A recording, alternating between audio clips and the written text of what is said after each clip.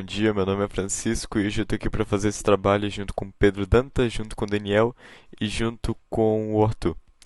E basicamente a gente vai falar sobre duas obras de Lima Barreto e extrair críticas sociais delas e depois comparar elas com o mundo contemporâneo.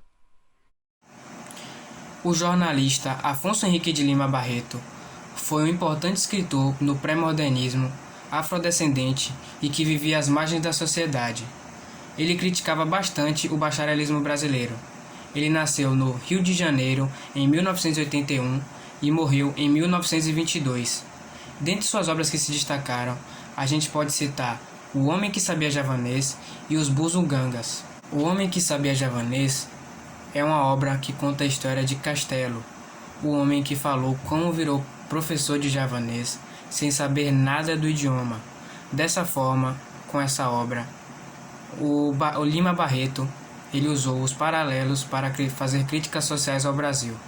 Ele critica, por exemplo, o excesso de burocracia dentro da sociedade brasileira da época, nesse seguinte trecho, que é, abre aspas, o que me admira é que tenhas corrido tantas aventuras aqui nesse Brasil imbecil e burocrático.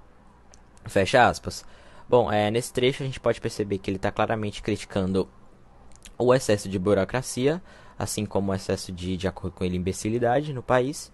E como exemplo disso nos tempos contemporâneos, a gente tem um poema que se chama Um Poema à Burocracia, de um autor anônimo, e ele diz o seguinte: o funcionário e o birô pastam letras e matemáticas e se dão a razão, se suicidam na prática, pois um birô requer como arquivo latente a vontade do funcionário presa num documento.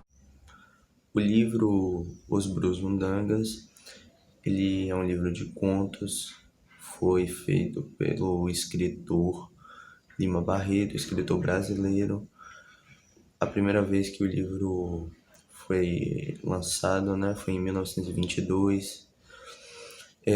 O livro ele procura fazer uma sátira, satirizar a política brasileira, onde o autor ele faz uma viagem a um país fictício chamado Brasundangas, e é um país assolado pela pobreza, pela corrupção, e o livro ele foi lançado oficialmente em 1922. Faz uma crítica no livro Os Brusundangas à alta procura por algumas profissões hoje em dia pela parte das pessoas, né? Pela maioria das pessoas.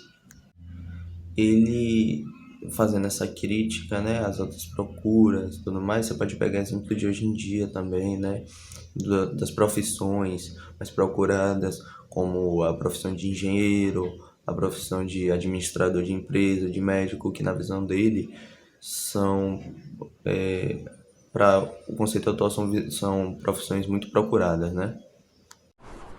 Bom, e o Lima Barreto, aqui para nossas considerações finais, né?